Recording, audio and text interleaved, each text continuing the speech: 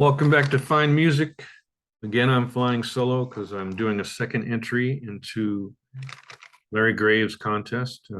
This is episode 123 of Find Music.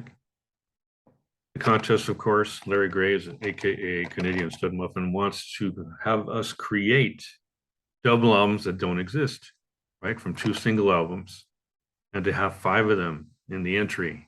I've already done one entry that featured 10cc, Bob Seger, Mike Oldfield, Rush, and Steve Miller Band.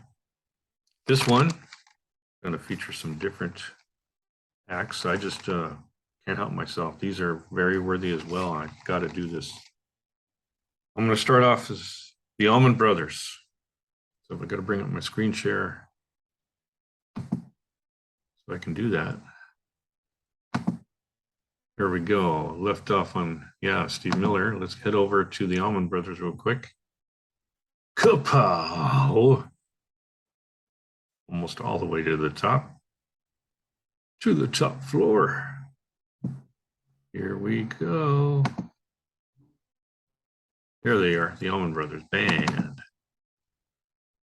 And here I'm going to go with their first 2 albums because they really, sonically, they're very similar. They could really be construed as the same album.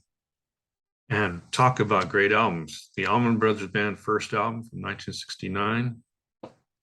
Look at those songs. Oh my, they're all good. Don't Want You No More. It's Not My Cross to Bear, even better. Black-Hearted Woman is very solid. Dreams might be my favorite Allman Brothers song for many people, I'm sure. Whipping Post really rocks. Trouble No More, they love it so much they put it on 2 albums. And so the album that's going with it is their second album, 1970s, Idyllwild South. There it is. I think it's a great transition from Whipping Post to Revival, very seamless. You really think it's all, this was all recorded at the same time, but it wasn't. It's a year later. Revival, what a great song. Midnight Rider, which Greg Allman later went on to make his own version of that was even better. In Memory of Elizabeth Reed, a legendary song that was extended live quite a bit. Some old flavor and Hoochie Coochie Man, right? That old blues. And ending with Leave My Blues at Home. So that's just a nice bluesy ending for a double album. What to call this double album? I want to call it Revival. Nice, simple title that captures the spirit of what the Allman Brothers did, right? Blues rock. There you have it. Oh, I should say Southern style. Oh, yeah. And next up, another band that I think I saw in some entries that also has that Southern style, Creedence Clearwater Revival. And I love this one so much, Creedence Clearwater Revival. I'm going to use number 2 and number 3 with Creedence Clearwater Revival. How about that? Here they come.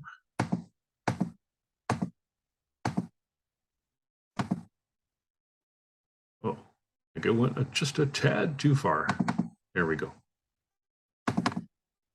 And so I'm using 4 albums here to make 2 double albums for Creedence. They're just so strong, these 4 albums.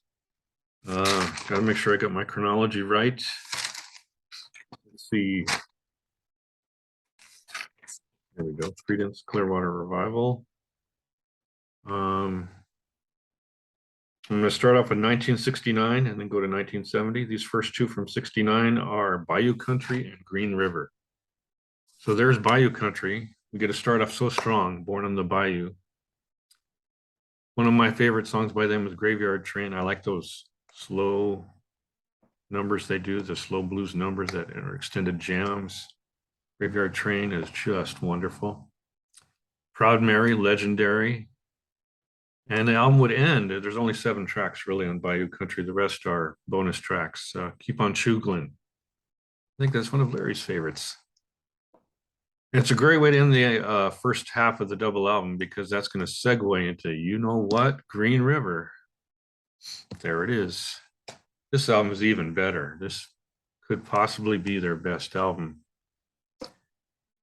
Every song is a winner here. Green River, Commotion, Tombstone Shadow, Wrote a Song for Everyone, Bad Moon Rising, Lodi, Cross-Tie Walker, Sinister Purpose, which I've always loved, and The Nighttime is the Right Time, sing along. This kind of comes out short for a CDR though, as I recall. It's only 63 minutes and 34 seconds, but hey, this is the best, you know? That's all right. Something for everybody. In fact, I think that's what I'm going to call this double album. Wrote a Song for Everyone. That's what they do. That's what they did. And to further prove my point, right? Remember, my third one's going to be CCR again, this time from 1970. I think chronologically, which one comes first? I think it's Willie and the Poor Boys, then Cosmos Factory.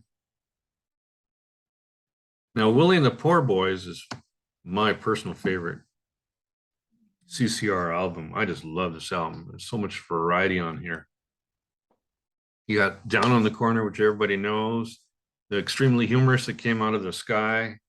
Cotton Fields has a southern flavor. Poor Boy Shuffle even more, but I have to admit I don't like it as much. It's not as not as flavored as the others. Feeling Blues, a little better. Fortunate Son, absolute legend, one of the best political songs ever. Don't Look Now, Country, Midnight Special. I guess that's the sing along on this album.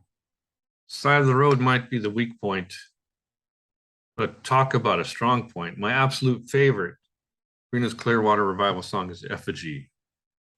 So heavy, so awesome. Love those lyrics. But Effigy is going to lead into, on a double album, it's going to lead into the first track on Cosmos Factory. Whoops, I went a little too far. And that's Ramble Temple. So it seems like a good pairing because you have the instrumental. Effigy's not instrumental, but it's an extended jam. Going into another extended jam, Ramble Temple, which is the instrumental. I think it's really solid. And then this album's got what? It's got 11 songs, and they're all killer. No filler again.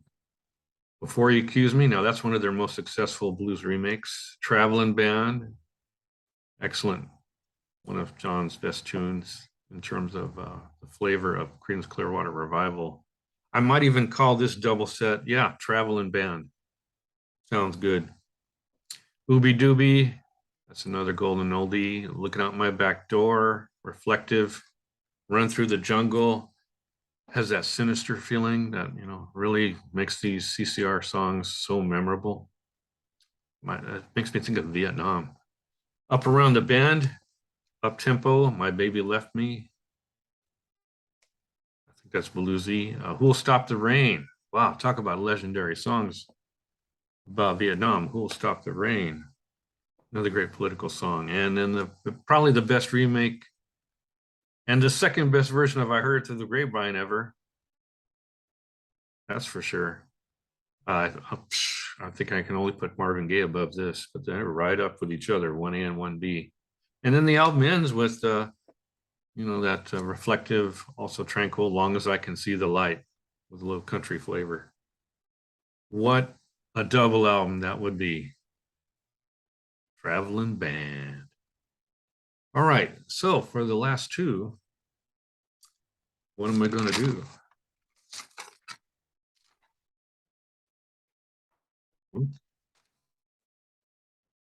I'm going to go with an offshoot of the Allman Brothers. Maybe you haven't heard of them.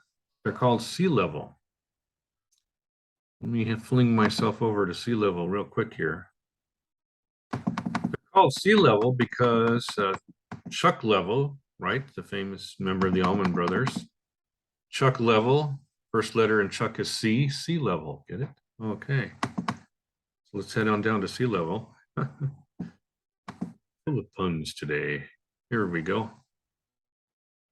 Oh, I went one too far. Staring me in the face. They're Sea Level. Now, they made 4 albums.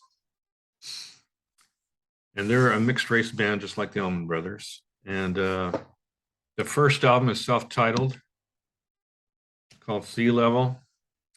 And this came out in 77. I remember I was 17 years old when this came out, and I really dug it. It was just like a jazzier Allman Brothers. Great playing.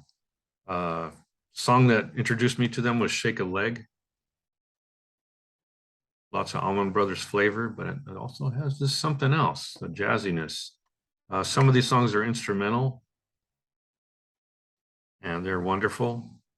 Nothing Matters But the Fever is bluesy singing. There's even a remake of Scarborough Fair, which is instrumental. And it is just a good feeling. Man, maybe I should call this whole double album thing Just a Good Feeling. That sounds pretty good. Let's check out the other half. The other half's going to be their second album, Cats on the Coast, which also came out in 77, later in the year. And this starts with, I think, my favorite Sea Level song, That's Your Secret. Love that song. A great soulful song after that, It Hurts to Want It So Bad. Some great instrumentals, Storm Warning, Midnight Pass, the title track, Cats on the Coast. These are great songs. I highly recommend Sea Level. If you like the Allman Brothers, or if you like fusion, you're going to like these albums. And it's a great double album, which I remember I just called it. What did I call it again? I called it Just a Good Feeling, because that's really what this band does for me. That's the name of the double album. Okay, one to go. What's the last one? Oh, yeah. Staying in the 70s, we got Thin Lizzy, legendary Thin Lizzy, the late Phil Lynott. I clicked one time too many. That means we're going to have to travel hyperspeed. Here we go.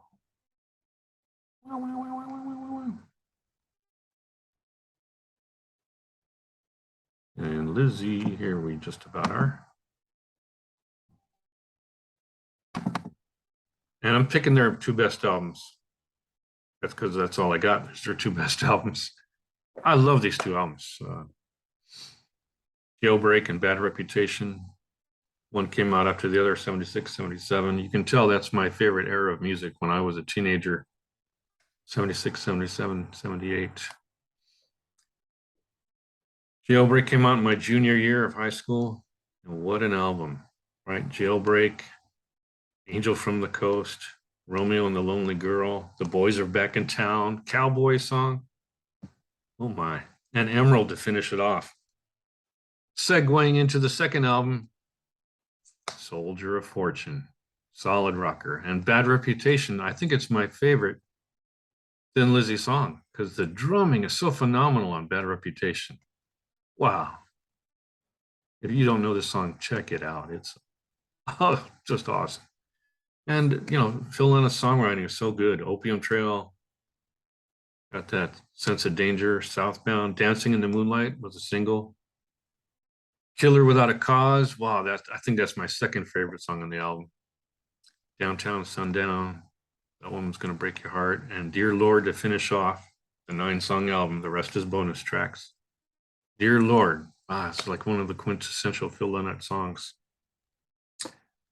So if I've been forgetting to give the times, I think I'll do that to reach my wrap up. Then I'm going to have to turn on a light. Okay.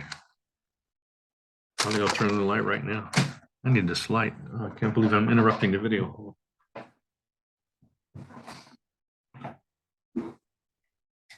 There we go. Okay. I'm back. Yeah, you can see me a little better too. So Thin Lizzy, like I said, got all turned around. 71 minutes and 59 seconds when you put them together. Nice.